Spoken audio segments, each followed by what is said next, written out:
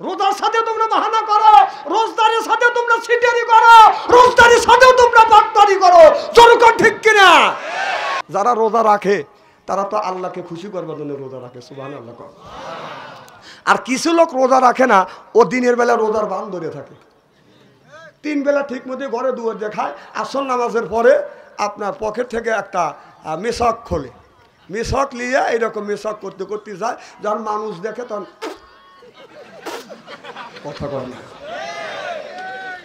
কারণ আরেকজন জিজ্ঞেস করে ভাইজান রোজা কি আসা, তখন সূর্যের দিকে তাকা বলে যে ভাই এখনো বলতে পারবো না, সময় অনেক আছে। তাহলে বুঝতে হবে ওই বদমাইশটাই রোজা আছে না নাই? আছে। তারপরে দেখবেন এই যে রমজান মাস আসতেছে, অনেক চা স্টলে বোর শাড়ি টানাবে, আর নাই চাদোয়া টানা দিবে, আর নাই আপনার কিছু দিয়ে ঘেরোয়া করবে লাল কাপড় দিয়ে। এ যুবক বাবা বসো না, তোমরা আসলে আসলে মারহাবা কর। আমার কথা কি বুঝতেছেন? তখন চা স্টলে যায়, দেখবেন ভালো ভালো মানুষ, দাঁড়িয়েলা মানুষ, এলাকার মধ্যে নাম করা মানুষ চা স্টলে যা চা খাবে আর খালি গরম করবে। না রোজায় বছর ভালোই যাচ্ছে, কথা কর না কে আছে না নাই? যদি তুমি রোজা আসাও না, তখন উরে মারে গ্যাস আরে কথা কি আমি অবাস্তব বলতেছি নাকি? একটাও অবাস্তব বলবো না, সব পয়েন্টে আজকে ইস্তেরি করে থুয়ে যাবে। হয় আমি শৈলকোপা আসবো, না হয় শৈলকোপা আসবো না। এক দিনে 10 যদি না আসি বাচ্চা আনসারি কি চলবে না? বিগত দিনে আসেনি, আমি কি চলি নাই? খুব চলছি। অনেক লোক বলতেছে পাম দিয়েন না, আমি তো কম করে দেন, আমি এগুলি বুঝি। আরে দাঁড়ান, কথা কবের দেন। তাহলে আল্লাহ বললেন আর সব বলি যারা রোজা রাখে আমি আল্লাহ আমাকে খুশি করবার জন্য রোজা রাখে, সুবহানাল্লাহ, এটা জোরে কর। তাহলে রোজা রাখে কাক খুশি করবার জন্যে, আর সব বলি আল্লাহর জন্য রোজা রাখে।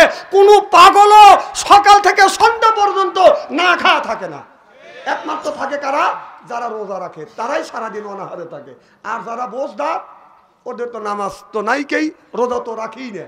কিন্তু ইফতার যখন হয় তখন রোজদারের বাপ ধরে, কথা কয় না, রোজদারের বাপ ধরা লোক আছে না?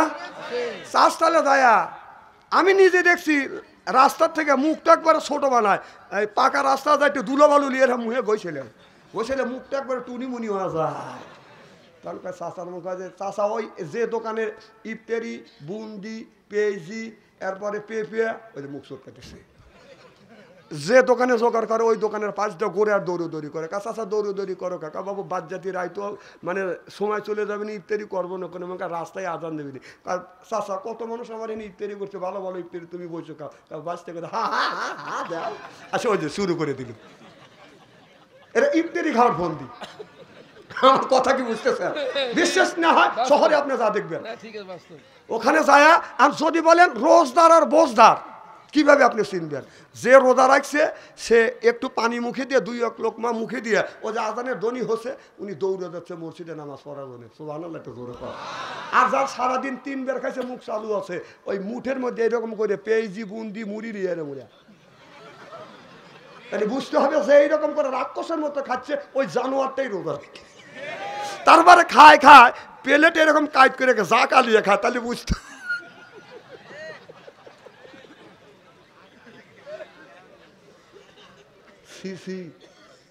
রোজার সাথে তোমরা বাহানা করো, রোজার সাথে তোমরা বাহানা করো, রোজদারের সাথে তোমরা সিটারি করো, রোজদারের সাথেও তোমরা বাটপারি করো।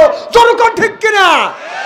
আবার কেউ হতুয়া দেয় রোজা থেকে গুনাহ করছি, কবিরে গুনাহ করছি, ইফতার না করে আর গুনাহ করবে সেই নিয়ে আমাদের সাথে শরীক হয়। আমাদের এলাকায় একজন মান্যত করছে যে আপনার স্বামী কি খাওয়াবো, পেশাব করে পেশাব খাওয়াবো। ওই লোকটা মারা গেছে, বউ কত করা বউ আছে না, কথা কয় না, কোমরে কাপড় বাইন্দে লাগে। তবে আপনাদের এই এলাকার মা বোনেরা খুব ভালো, স্বামী খুব সম্মান করে। আহা হ্যাঁ, কি মিশা কথা, এরাও করে, এরাও জোরকান এরাও বাড়ির যায় না, খবর আছে। এখানে এত মানুষের মধ্যে বলতে চাও, বলবি না যে আমি তোর হাতে খারাপ ব্যবহার করি, আজকে যা কি করি। আপনি বিবি চুল ধরে চুমো দেন না, মা বোনেরা আছে না, আজকে মা বোনেরা আছে না, মা বোনেরা শুনে বললো হুজুর চুল ধরে চুমো তো দেওয়া দূরের কথা, চুল মোচড় দিয়ে ধরে চিত করে পারে ভালোই বকছেন। কি কি আপনারা বউ মারেন? হ্যাঁ বউ মারেন কোন কি? আস্তাক ফেরুল্লাহ আস্তাক ফেরুল্লাহ। বউ কেন মারবেন? বউ মারা হারাম। মা বোনেরা শুনে বলবি না আরে এত সুন্দর সোনার মৌলবী করে আসিল। না না কেন আপনারা বউ মারবেন? বউ কি মারার জিনিস?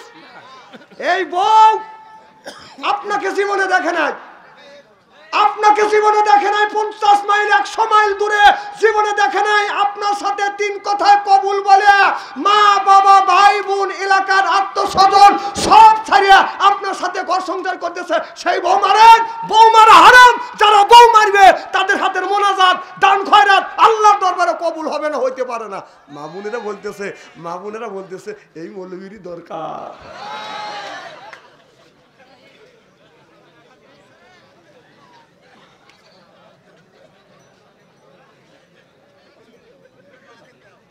না আমি কোন হাদিসের কথা বাস্তবের সাথে মিল করে কথা বলতেছি। এই ওয়াজ তো সব মাওলানা করে না, করে করে আমি করছি, হ্যাঁ এটা আমি তো করতেছি। মারহাবাতে জোরে কর।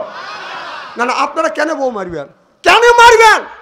এই ওয়াজ যেই করছি এক মহিলা চিঠি লিখছে যে হুজুর আপনি বলছেন বউ মারা হারাম, তা স্বামী তো আমাকে মারার কাম সাজছে আগেই, তাহলে এখন আমার কি অবস্থা? আল্লাহ নবী কি এর কোনো বিধিবিধান দেয়া নেই? আমি বললাম হ্যাঁ দিছে।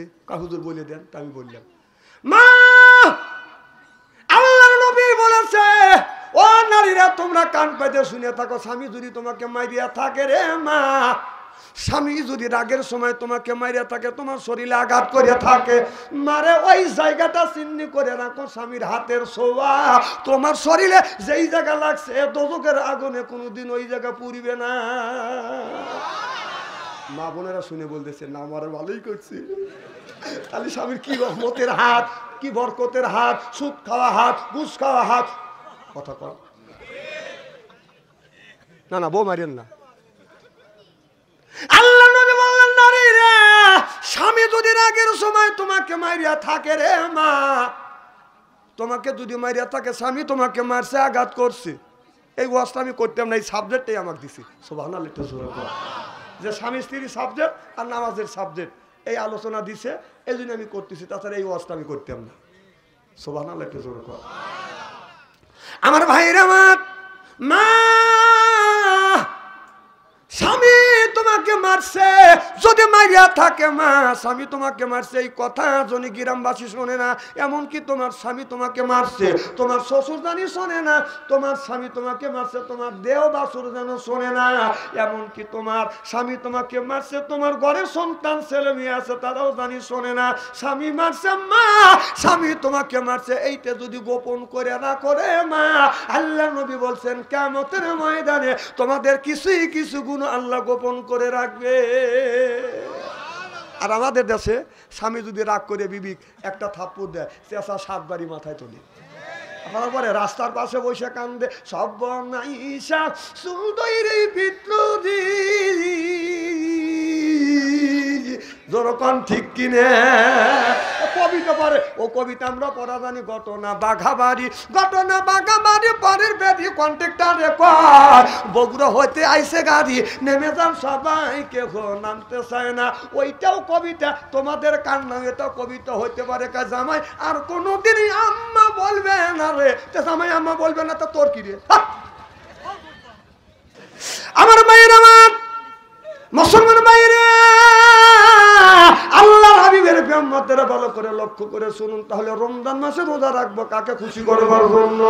আল্লাহকে খুশি করবার জন্য বাজান রোজা রাখবো। সামনে আছে রমজান মাস, এই রমজান মাসে যদি আপনি মনে করেন আপনার বিবিক নিয়ে আপনি দিনের বেলা যদি কেউ বলে যে হুজুর দিনের বেলা বক্স কাছে নিয়ে ঘুমন যাবে কিনা, হ্যাঁ ঘুমানো জায়েজ আছে যদি আপনার সমস্যা না হয়, আপনি ঘুম পারবেন। সুবহানাল্লাহ একটু জোরে কর। অনেক মানুষ বলে হুজুর ইফতার আমার সিহারি খায়া ঘুমাচ্ছি, স্বপ্নে তো সয়া গেছে, এক শ্রেণীর মানুষের হইতেই পারে। তার কি রোজা নষ্ট হবে না? হবে না। আপনি ঘুম থেকে উঠে গোসল দিয়ে নামাজ পড়বেন, আপনার রোজার কোনো রকমের ক্ষতি হবে না। সুবহানাল্লাহ। ইসলামটা কত শান্তি, কত শান্তি। আর জিনিসটা আমরা বড় বানাইছি। একজন অজু করতেছেন, হঠাৎ করে ভিতরে পানি চলে গেছে, তাতে অজুর আপনার রোজার কোনো ক্ষতি হবে না। সুবহানাল্লাহ। আর ইচ্ছা করে যদি ডুব দিয়ে পানি খান, যে কেউ দেখতেছেন আমি একদম খাইয়ে নেই, তাহলে তো রোজা নষ্ট হবেই। ওই দিকে যেতে চাই না আমার ভাইয়ের আমার। আল্লাহর নবী আখিরি জামানার পয়গম্বর মুহাম্মদ রাসূলুল্লাহ সাল্লাল্লাহু আলাইহি ওয়াসাল্লাম গভীর রাত, গভীর রজনীতে আমার নবী মা খাদিজাতুল কুবরার ঘরে দরজার কাছে এসে নক করলেন। খাদিজা একটা ডাক দিছে, অমনি দরজা খুলে দিছি। সুবহানাল্লাহ। আমার নবী যখন বললেন খাদিজা, অমনি ডাক দিছে। আমার নবী বললেন খাদিজা রে। খাদিজা বলে যখন ডাক দিছে, অমনি খাদিজাতুল কুবরা বাদান দরজা খুলে দিছে।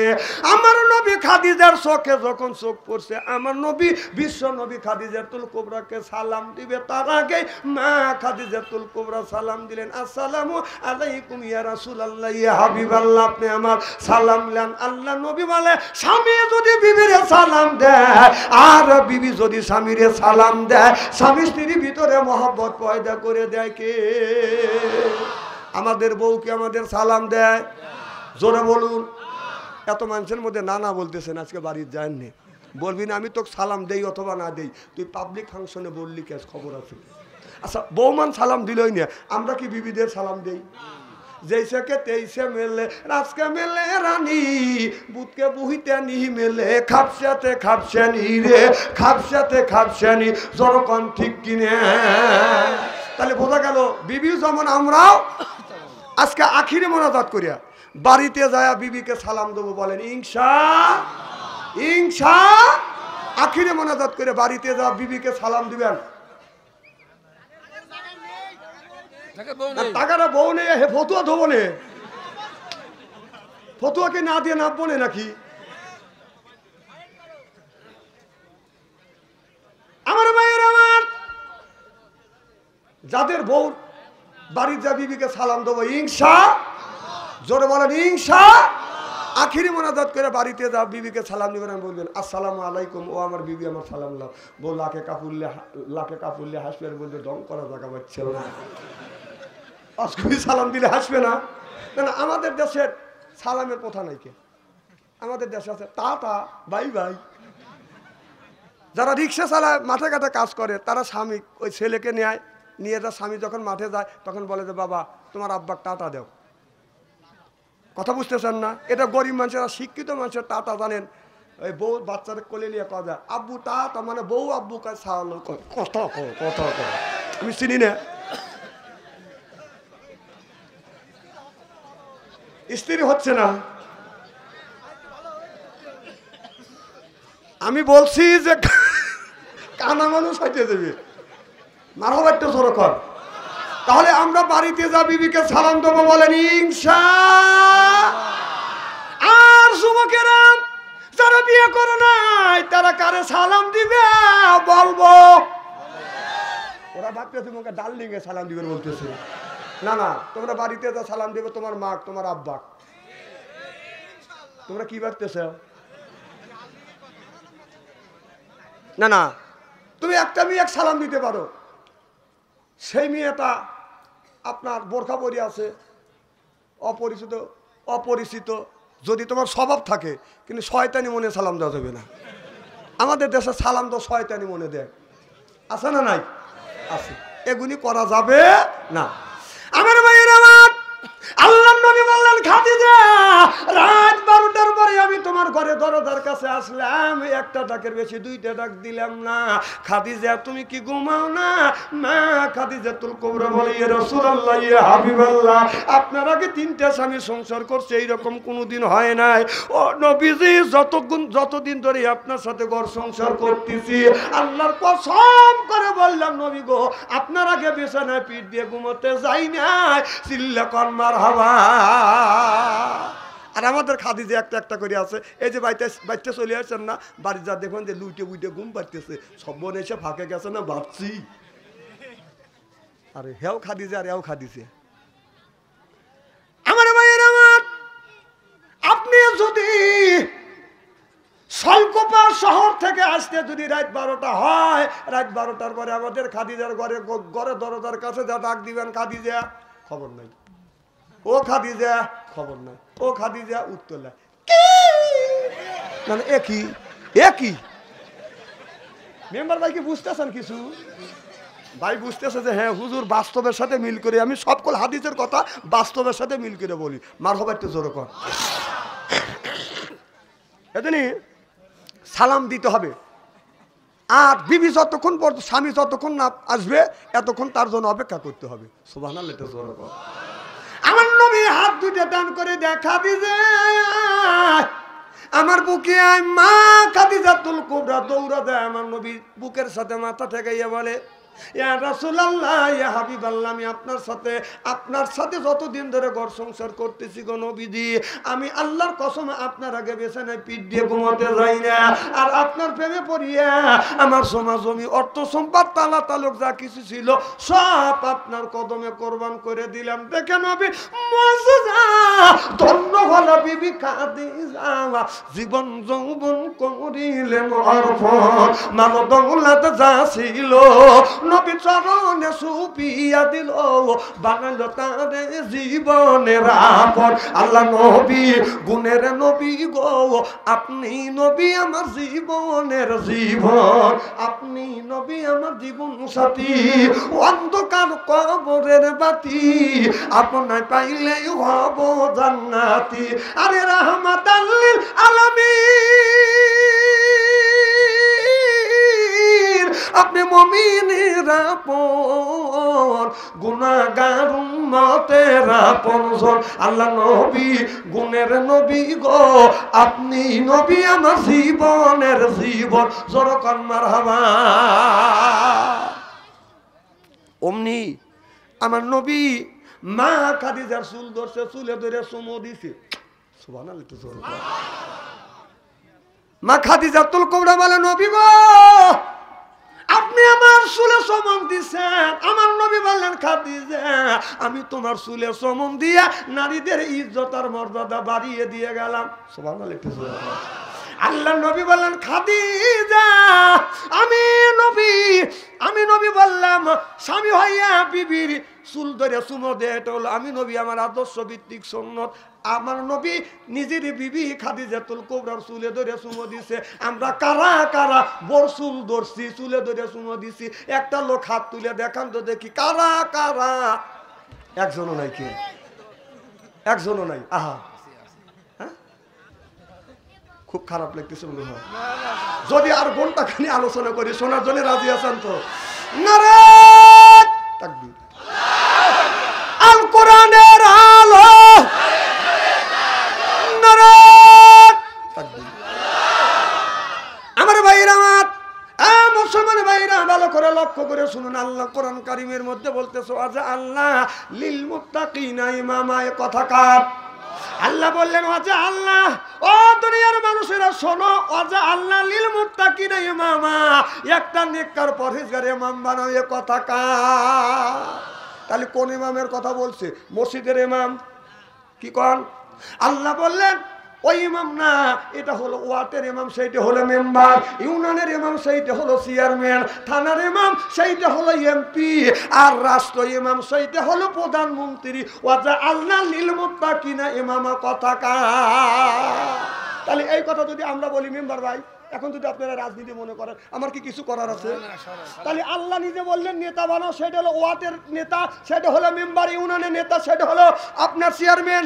থানার নেতা, সেটা হলো এমপি। রাষ্ট্র ইমাম, সেইটা হলো প্রধানমন্ত্রী। ওয়াজালনা লিল মুত্তাকিনা ইমামা। সুবহানাল্লাহ, এটা বড় কথা। তাহলে আল্লাহ বলছে, এই আয়াতকে আল্লাহ আমার উপরে কেবল নাযিল করলো? কথা কয় না, কথা কয়। তাহলে আল্লাহ বললো যে ইমাম বানাও, সেই ইমাম আমরা 15টা বছর বানাইতে পারি না। এই কথা বললি কার রাজনীতি করে? আমি কি এই দেশে রাজনীতি করার জন্য আসছি?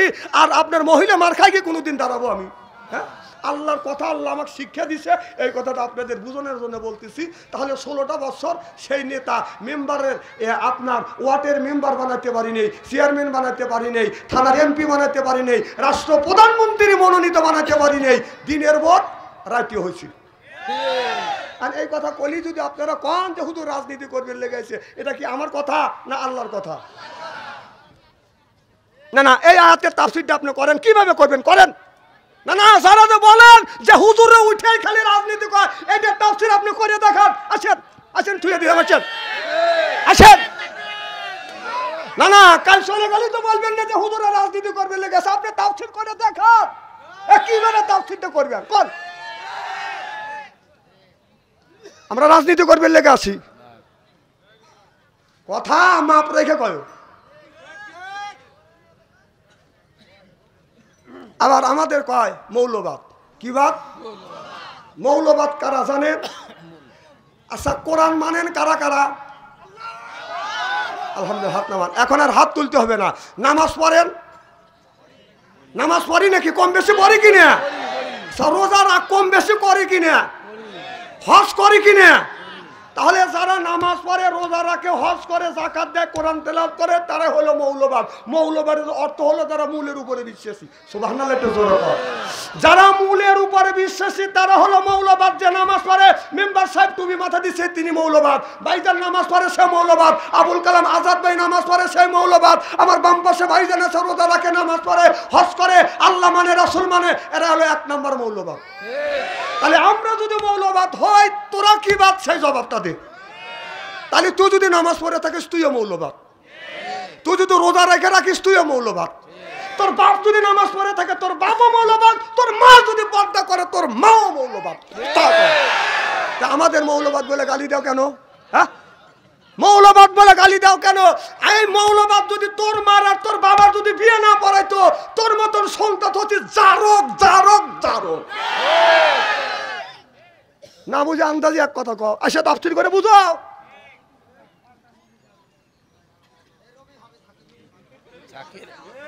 ভাই রাগ করতেছে?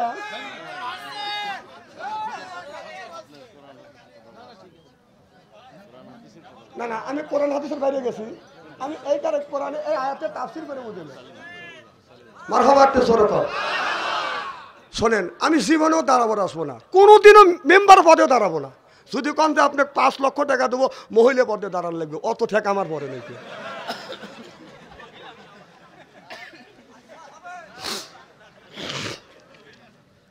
এখন পয়েন্টে যদি পড়ে যায়, আমার কিছু করার আছে।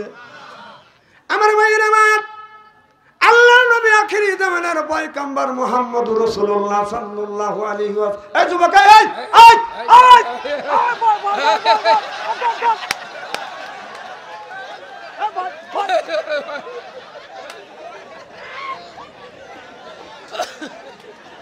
এসে করলো কি ও? হ্যাঁ, না একটু মিস কল দিছে আর ও চলে গেছে। না না, খালি তোমরাই 3 জন ভালোবাসা করছো, আর কি কেউ ভালোবাসার লোক নাই? আরো তো ভালোবাসা তুই আইছে। ওরা বলতেছে ওয়াজে যাচ্ছে, আর মধ্যে ডিস্টার্ব করো না। ওরা চিন্তা করছে একটু বাড়ি রাত 12টা হবে, ফ্রি টক টাইমে কথা কবি।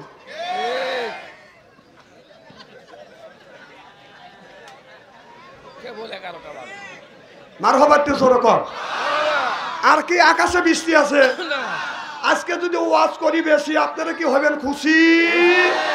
মারহাবা, একটু জোরে কর। আমার ভাইয়ের, আমার মুসলমান ভাইয়েরা, আল্লাহর হাবিবের প্রিয়ম্বররা ভালো করে লক্ষ্য করে শুনুন, আমলে নিয়তে বাদান শুনতে হবে। আমার বন্ধুগণ আমার, তাহলে শুধু শুনলে হবে না, তত অনুযায়ী বাদান আমল করা লাগবে। আল্লাহর নবী যখন কলমা দাওয়াত দিলেন লা ইলাহা ইল্লাল্লাহ, এবার সব আবু জেহেল্লা সব মানুষ নিয়ে চিন্তা করলেন, আর বুদ্ধি করলেন, পরামর্শ করলেন। তার জাতীয় সংসদের যতগুলি মেম্বার ছিলেন, মেম্বারদের নিয়ে বাদান পার্লামেন্টে মেম্বার নিয়ে আলোচনা করলেন। মুহাম্মদ সাল্লাল্লাহু আলাইহি সাল্লাম, এখন তো হজের মৌসুম, আপনার মুহাম্মদ সাল্লাল্লাহু আলাইহি সাল্লামের বাড়ি এমন জায়গা, যেই রাস্তা দিয়ে গেলে হজ করবার জন্য যাবে, এই মক্কার পাশেই তো আমার নবীর বাড়ি, আর নবীর বাড়ির পাশ দিয়েই তো বাদান যাইতে হবে বাদান আপনার হজ করবার জন্য। মানুষ যদি মুহাম্মদ সাল্লাল্লাহু আলাইহি সাল্লামকে যদি দেখে, মানুষ কলমা করে মুসলমান হয়ে যাবে। আল্লাহু আকবার। তাতে বাবু জেহেল বলল, আমাদের কিছু লোক সেট করো। কি করো? কিছু লোক সেট করো, যে 2 রাস্তার মোড়ে দাঁড়াও, বলো ডান রাস্তা দিয়ে যাও না, এটা বাম রাস্তা দিয়ে যাও, এটা হলো বাইপাস। আপনার এই ডাইন রাস্তা দিয়ে গেলে মুহাম্মদ সাল্লাল্লাহু আলাইহি সাল্লামের সাথে দেখা হবে, কলমা পড়ে মুসলমান হবে। এই জন্যই আবু জেহেল চিন্তা করলো যেন ডাইন রাস্তা যেন যাইতে না পারে, বাম রাস্তা দেখা দিবে। হাজার হাজার মানুষ বাদান আপনার আসতেছে, আবু জেহেল বাদান দাঁড়াই এসে বলতেছে এটা হলো বাইপাস, এই রাস্তা দিয়ে যাও। অনেক মানুষ গত বছর হজ করে গেছে, তারা বলতেছে গত বছর আমরা এই রাস্তা দিয়ে গেছি, ডাইন রাস্তা দিয়ে গেছি। এই ডাইন রাস্তা দিয়ে গেলে আপনার 3 কিলোমিটার হলে আমরা মক্কায় ঢুকবো, আর বাম রাস্তা দিয়ে গেলে 11 কিলোমিটার ঘোরা লাগবে। আমরা কেন 11 কিলোমিটার হাইটে যাব? যদি যাইতে হয় এই রাস্তা দিয়ে আমরা যাব। আবু জেহেল চিন্তা করলো এখন যদি এরা যায় কলমা পড়ে মুসলমান হয়ে যাবে। এবার আবু জেহেল বলতেছে তোমাদের ভালোর জন্য আমি দাঁড়াইছি, যদি 11 কিলোমিটার যদি হাঁটতে হয় তারপরও তোমাদের মঙ্গল আছে, আর 3 কিলোমিটার শর্ট রাস্তা দিয়ে যদি যাও তোমাদের অমঙ্গল হবে। কয় কি অমঙ্গল হবে?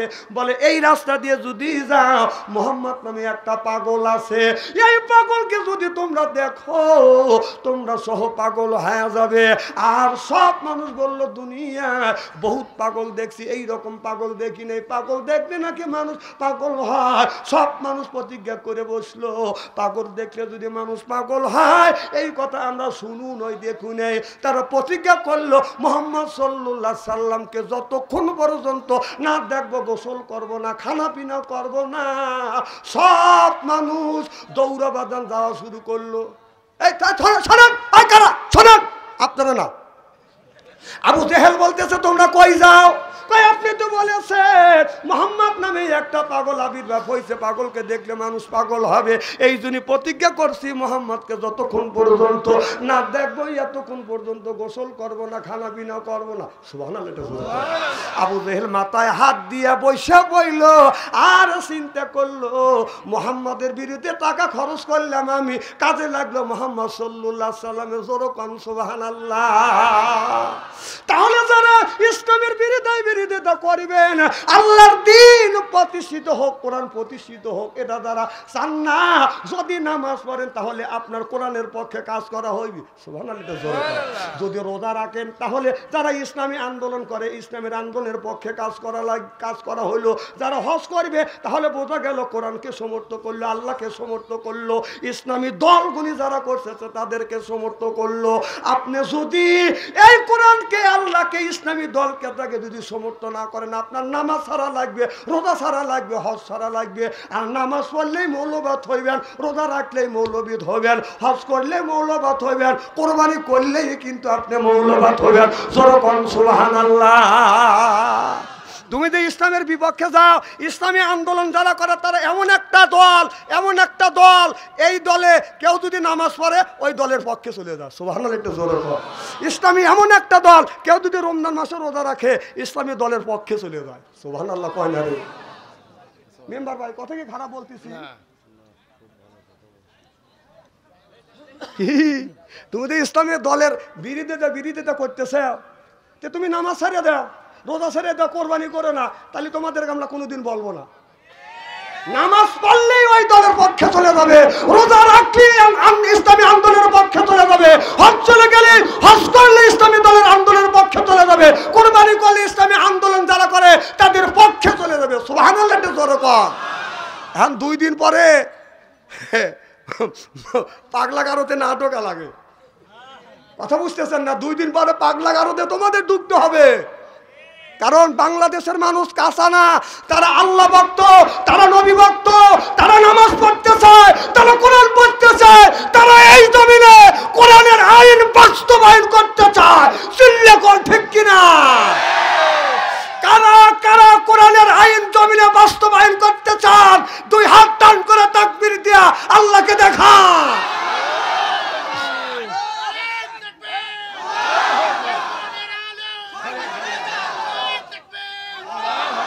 হাত নামান। আল্লাহ যেন আশা পুরো করে। জোরে করে আমিন। খুব খারাপ লাগতেছে। আবু জেহেল বলতেছে চলো আমি তোমাদের সাথে যাবো। সুবহানাল্লাহ। একটু জোরে করে। আর আবু জেহেলও তাদের সাথে গেল।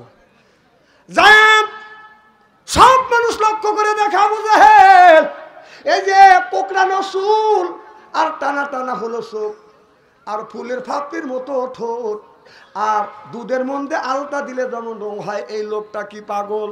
সুবহানাল্লাহ, একটু জোরে কর। কয় হ্যাঁ, এরই কথাই তো আমরা বলছিলাম। আবু জেহেল কয় এরই কথাই তো বলছিলাম। কয় এই লোকটা জীবনেও কোনোদিন পাগল হইতে পারে না। চিল্লা কর মারহাবা। কেউ বা নবী পাগল বলে, কেউ বা বলে জাদুঘর। আল্লাহ কোরআন সাক্ষী দেয় রে, সে জামানা আমার পয়গাম্বার। আল্লাহু আকবার। এবার সৎ মানুষ আমার নবীর কাছে যা দাঁড়াইছি, আবু জেহেল্লা বলতেছে আমি প্রশ্ন করব, তোমরা শুনবে। বলে কি? আবু জেহেল গোপনে গোপনে বাদান 3টে পাথর হাতে নিছে, আমার নবী দেখে নাই। আবু জেহেল্লা বলে মুহাম্মদ, তুমি যদি আল্লাহর নবী বলে দাবি করতেছ, তুমি যদি আল্লাহর নবী হও, আমার হাতের মধ্যে কি তুমি কি বলে দিতে পারবে? নবী বলে চাচা, আমি তো আলিমুল গায়ব না, আলিমুল গায়বের মালিক কে? বলে চাচা আমি না বলি আপনার হাতের মধ্যে কি রয়েছে, এইটা যদি উত্তর দেয় তাহলে জিনিসটা কেমন হবে? এবার সব মানুষ বলে আবু জেহেল্লা তোর তো প্রশ্ন করাই হয় নাই। সুবহানাল্লাহ, একটু জোরে কর। তোর প্রশ্ন করাই হয় না। এবার সব মানুষ বললো এইটাই তো ভালো। এবার আবু জেহেল চুপ করে রইল। আল্লাহ নবী বললেন, হে আবু জেহেলের হাতের মধ্যে তোমরা কি আছো? জবান খুলে বলো। 3টে পাথর। জবান খুলে বলতেছে আবু জেহেলের হাতে পুরানো 3টে, আমরা ছোট ছোট 3টে পাথর। সুবহানাল্লাহ, এটা আবু জেহেল পাথর ফালা দিয়ে কয় যে দেখো আমার বাতি যে জাদু লাগাইছে, পাথরে জাদু লাগাইছে, যেই পাথর কথা কয়। আমার নবী কি জাদুঘর? কেউ বা নবী পাগল বলেন, কেউ বা বলে জাদুঘর। আল্লাহ কোরআন সাক্ষী দেয় সে জামানার পয়গাম্বার। আল্লাহু আকবার।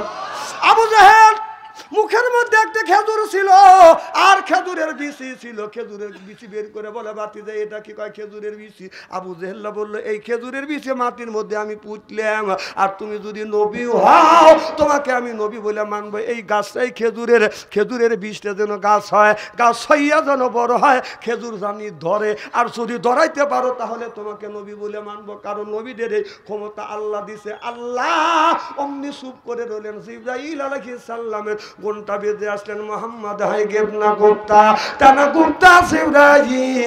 জিবরাইল হাই গেবনা গুপ্তা টানা গুপ্তা। রব্বুল জলিল সিল্লাকান। আল্লাহু আকবার।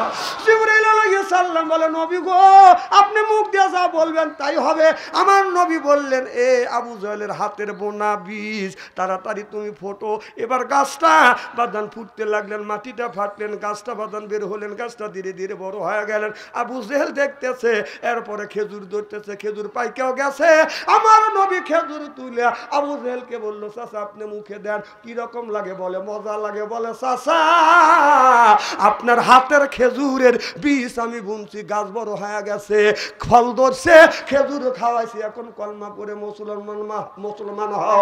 আবু জেহেল্লা বলে না না, যে মুহূর্তের মধ্যেই কাজ করতে পারে সে জাদুকর ছাড়া অন্য কেউ বাদন হইতে পারে না।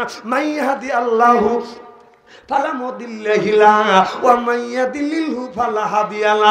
আল্লাহ যারে হেদায়েত করে মানুষ তারে গোমরা বানাইতে পারে না। আল্লাহ যারে গোমরা বানায়, আমার মতো মৌলবী বাচ্চু আনসারীকে বাইতে খাওয়ালে হেদায়েত প্রাপ্ত হবে না। হেদায়েতের মালিক কে? আল্লাহ। খুব খারাপ লাগতেছে। আবু জেহেল বললাম বাড়ি চলে গেলাম। তার পার্লামেন্টে যতগুলি এমপি ছিলেন, মেম্বার ছিলেন, তাদের ডেকে বললেন মুহাম্মদকে চলতে দেওয়া যাবে না, কোরআনের কথা বলতে দেওয়া যাবে না।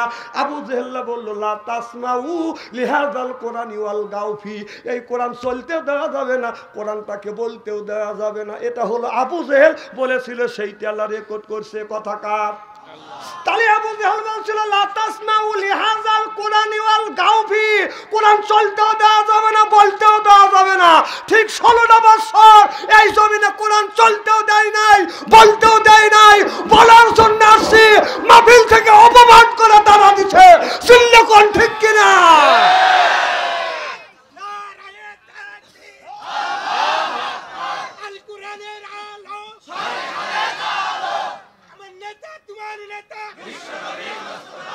আচ্ছা তাহলে এই আয়াতটা কি আল্লাহ আমার উপরে কেবল নাজিল করলো? তাহলে এই কথা বললে আপনাদের গায়ে বেঁধে কেন? আমি রাজনীতি করবে লেগেছি। তাহলে আল্লাহ বললো লা তাসমাউ লিহাযাল কোরআনি ওয়ালগাউ ফি, কোরআন চলতেও দেওয়া যাবে না, বলতেও দেওয়া যাবে না। আবু জাহেল বলেছিল, আমাদের বিগত সরকার আমাদের তাই, আবু জাহেল যা করছে এরাও তাই করছে। মেম্বার ভাই কথা কি খারাপ বললাম? না না, উত্তর দেওয়া লাগবে তো। আমাদের অপমান করে তাড়াইছে। আমার মতো লোককে যতবার জেল খাটাইছে, আমি জীবনে রাজাকার ছিলাম। তাহলে আমি যে জেল খাচ্ছি, মার খাইছি, আমি বলবো না? না না, আমি মার খাইছি বলবো না, কথা কয় না। না না, আমি যদি মার খা থাকি, যে মার খায়, যে নির্যাতিত হয় সেই তো বলবে, কথা কন। ও তুমি তো খাও নাই, তুমি তো খাও নাই, আর আমরা বললি তোমার লাগে, তুমি তো খালি দিয়েই গেছাও, কথা কয় না, কথা কয় না, তো তোমার তো লাগবে।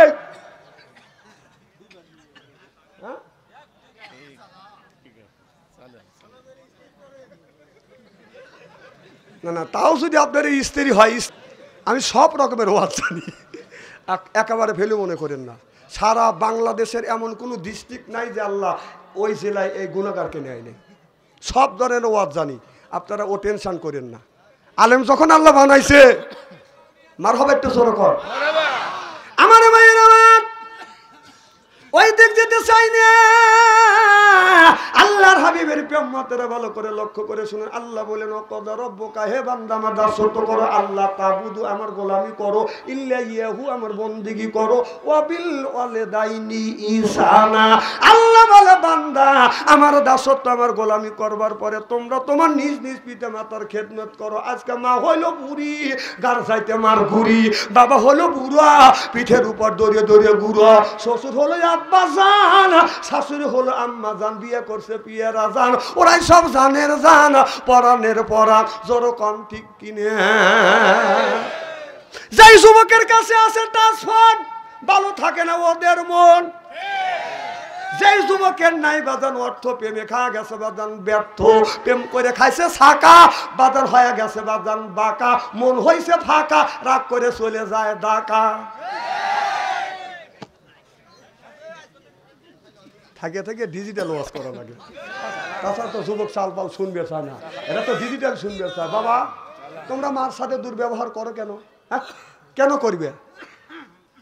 আজ বাংলাদেশের ছেলেরা মেয়েরা জাহান্নামের দ্বার প্রান্তরে চলে গেছে দুইটা কারণে। আমি রিসার্চ করে গবেষণা করে দেখলাম আমার জিন্দিগিতে।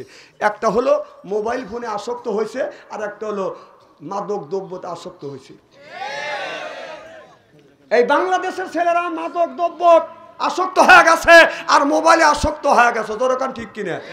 আচ্ছা, আপনাদের এই গ্রামের মধ্যে কি গ্রাম?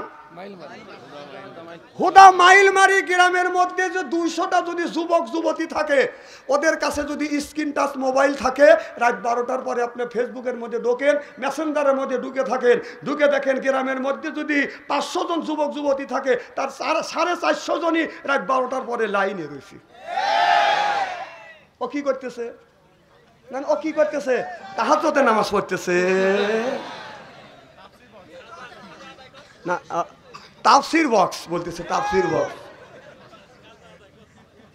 কাজা আদায় করতেছে না। আবার রাস্তাতে হাইটে গেলে দেখবেন কোনো লোক নাই, একটা যুবক একা একা বসতে খালি দেখে যেতেছে এরকম করে, কোনো দিকে তাকাতেছে না যে গসব যে পড়বে ওর উপর, ও টেনশনই নাকি। ও কি করে ধ্যানে বসে, কথা কয় না, ধ্যানে বসে ও কি করতেছে? না না, ও ধ্যানে বসে যে ওর বাপ দাদা 14 গোষ্ঠী মারা গেছে, কবরের মধ্যে ফেরেশতারা কিভাবে গুত হইতেছে সেইটা খালি দেখতেছে। না না, গুতো খাওয়ানোর লেগে চেষ্টা করতেছে। হ্যাঁ, এই দেখেন আল্লাহ কি কয়।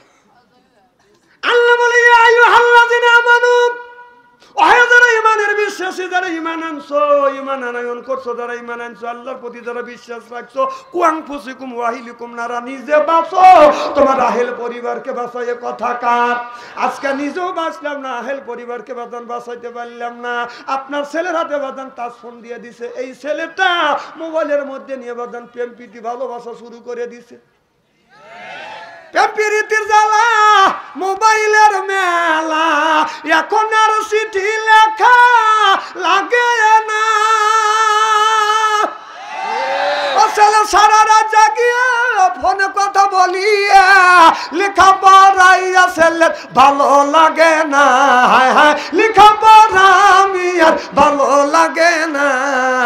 মোবাইল ফোন আসিল কি দোলা লাগিল, ফজরের ঘুম তো পড়লার বাংলো না। পেটে বাজাই থাক পরনে নাই থাক, মোবাইল ছাড়া আমি আর চলে না, হায় হায় মোবাইল ছাড়া ছেলের চলে না। মোবাইল ফোন আসিল কি দোলা লাগিল, ফজরের ঘুম তো পড়লাম বাংলো না। আইলো এ কি জামানা বুঝাইলে বুঝাছে না, পিতা মাতার পেটে বাঁধে ছেলে প্রেমের দিওয়ানা দিওয়ানা। মোবাইল ছাড়া চলে না, মায়ে বলে রব্বানা, বাবাই বলে সালাম না, আল্লাহ বলে শুনলাম না, বাইরে গেল যন্ত্রণা। না না কথা তো আমি কোরআনের বাইরে বললাম না, না এই আয়াতটা আমি ব্যাখ্যা করে বললাম, তুমি এসে কও কও কথা কার? তাহলে আল্লাহ বলে নিজে বাঁচো, আহেল পরিবারকে বাঁচাও। আজকে নিজেও বাঁচলাম না, আহেল পরিবারকে বাঁচাইতে পারলাম না। বাংলাদেশের কিছু লোক নামাজ নাই রোজা নাই, কাজে আমি উপাস হয়ে বসে আছি, ওহে দয়াময় পারে লয়ে যাও আমায়। তুমি পারে তো বের পারো না, কাক পারে নিবে? বদমাইশি বাদ দাও, নিজেই পারে তো বের পারবে না, তোকে পারে নিবে কেটা? তুই তো নামাজ পড়িস না, রোজা রাখিস না, তোর গাও দিলে পাঠা পাঠা গন্ধ কোথা কও না কে? তাও দেখো বলবো কি একটু, কারণ আপনাদের এখানে লালন ভক্ত লোক আছে না নাই? না না লালন ওর জন্মের ঠিক নাই কে। লালন নিয়ে আমি গবেষণা করছি, কম করে হলে 3 থেকে 4 বছর গবেষণা করে রিসার্চ করে আমি দেখছি লালনের বাপের ঠিক নেই, ওর মাকে তাও জানে না। সেই লালনের অনুসরণ করো, ওতে জীবনে একক তো নামাজ পড়ে নাই, মুতেও পানি নেয় নাকি, ও যে টয়লেট করে যে পানি খরচ করছে তাও আমি ওর ইতিহাসে পাই নাকি। সেই লালনের পাগল হও, ওই লালন তো বেহেস্তে নিয়ে যাবে। লালন কত বড় একটা কথা কইছে, ও থাকলে আজকে মারামারি হওয়া যেত ওর সাথে আমার। ও কি কইছে বলবো কি একটু? সোমনাথ দিলে হয় মুসলমান, নারী জাতির কিবা বিধান। না না সন্ন্যতে যদি মুসলমান হয় তাহলে নারী জাতির কিভাবে বিধান? এই ধরনের কথা বললি বাংলাদেশের নারীরা যদি বুঝতো আর তুই যদি থাকতিস তো বার্মিক জুতো দিয়ে পিটতো। ও পুরুষ মানুষ পক্ষে কাটাইলে মুসলমান, আর মেয়েদের তো আল্লাহ ওটা দেয় নাই, তাহলে ওরা মুসলমান না, তো বার্মিক জুতো দিয়ে পেটা দরকার কিনা? কথা কর না কে? কত বড় একটা কথা বলে গেছে লালন। আজকে যদি ও থাকতো ওর সাথে আমার বোঝা সোজা হইতো, ও বাইশে গেছে আগে মরিয়া। কোরআন হাদিসে সুন্নাতের কোনো বিধান নাই কে। তবে এইগুলি আদম আপনার ইব্রাহিম নবীর আগে যতগুলি নবী ছিলেন তারা কোনোদিন সুন্নাহ করে নাই। ইব্রাহিম আলাইহিস সালাম থেকে এই সুন্নাহটা আপনার চালু হয়ে গেছে। সুবহানাল্লাহ একটু জোরে কর। তাহলে তারা মুসলমান না? আচ্ছা তুই সুন্নতে খাতনা লিছিস কিনা হে চিন্তা কর। তুই যে সুন্নতে খাতনা দিছিস এত প্রমাণ নাই কে? ইব্রাহিম নবী সুন্নতে খাতনা নিছে প্রমাণ আছে, রাসূলকে খাতনা সহ দুনিয়ায় পাঠাইছে, ভাইজান খাতনা নিছে প্রমাণ আছে, আবুল কালাম আজাদ ভাই খাতনা নিছে প্রমাণ আছে, আমার মেম্বার ভাই খাতনা নিছে প্রমাণ আছে। তুই লালন তুই যে খাতনা নিছিস তোর প্রমাণ কর। কথা তোকে ইস্তেরি করিয়ে থুয়ে যাবো আজকে।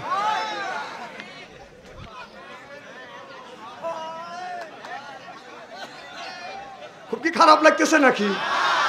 সময় নাই, তাহলে আজকে একদিন আমার ওয়াজ শেষ হয় না।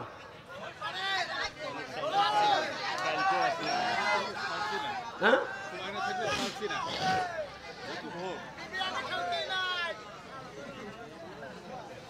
কি কথা বললো আবার কয়।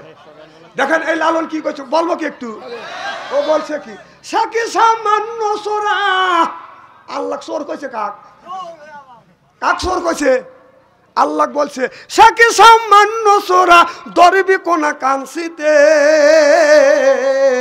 দরসোর হাওয়ার ঘরে ফান পেতে। আমি বললাম লালন তুমি আল্লাহকে কেন চোর বললাম? চোর যদি হোস তুই চোর, তুই চোর, তোর মা চোর, তোর মা হলো সুন্নি, তোর বাপ হলো চোর। তোর মার তোর বাপ অবৈধ সন্তান তোকে জন্ম দিছে, জালক দেখে তো গাছের নিচে রাখছে। কথা কর, তুই আল্লাহ চোর বলিস, তোর এত বড় সাহস? হ্যাঁ, তুই ভালো কথা বলতে পারিস না, তুই কি বলতে পারিস না এইভাবে? সাকি সামান্য সস্তা শুধু দরিবি মসজিদ গড়েতে, দরো আল্লাহ এবাদতের ফান পেতে, ফাদখুলি ফি ইবাদি ওয়াদখুলি জান্নাতি। আল্লাহ যদি পাইতে চাও এবাদতের ভান পাতা লাগবে, আর নামাজ না পড়ে রোজা না রাখে তোর মসমুখ কোনে তো খুঁজেই পাওয়া যায় না। যে পাকশি গেছে না কোনোদিন? কি ভাই খারাপ লাগতেছে?